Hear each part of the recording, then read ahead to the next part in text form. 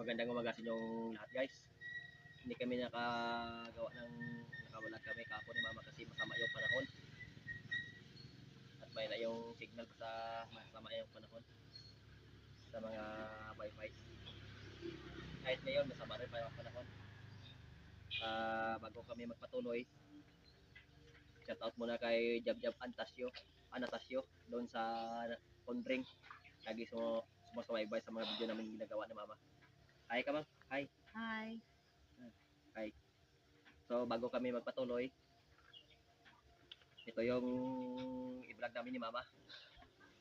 Ito ang kagat ng ahas. Ito, hindi dumaan. Kagat ng ahas at kagat ng aso. Isahin natin ito kasi kagat ng aso kasi mga rabies ito.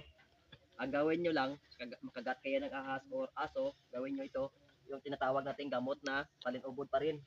Ito, hindi lang kasi ito dengue ang makalunas, makagamot. Lahat, kagat ng aso, kagat ng ahas, dengue, marami pa. Isabi ko sa inyo kung ano pa mga klase na makakuha nito na gamot na salinubod.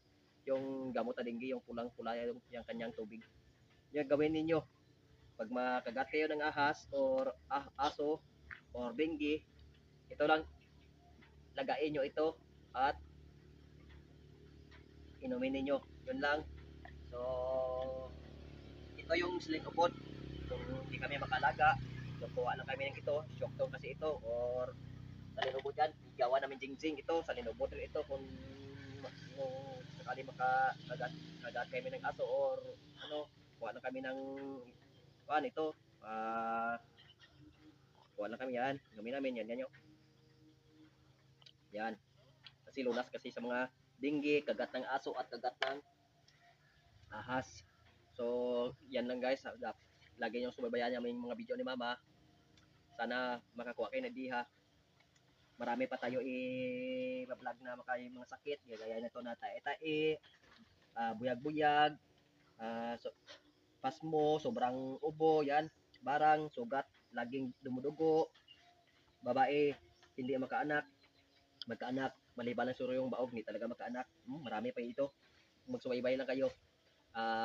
Paki-share lang para mag-comment lang kayo sa ginablog namin ni mama para share nyo kung taga saan kayo, mag-comment kayo kung taga saan kayo or saan lugar kayo. Mag-comment na kayo sa akin. Yun na po at maraming salamat. Sana mas baybayan nyo. Thank you.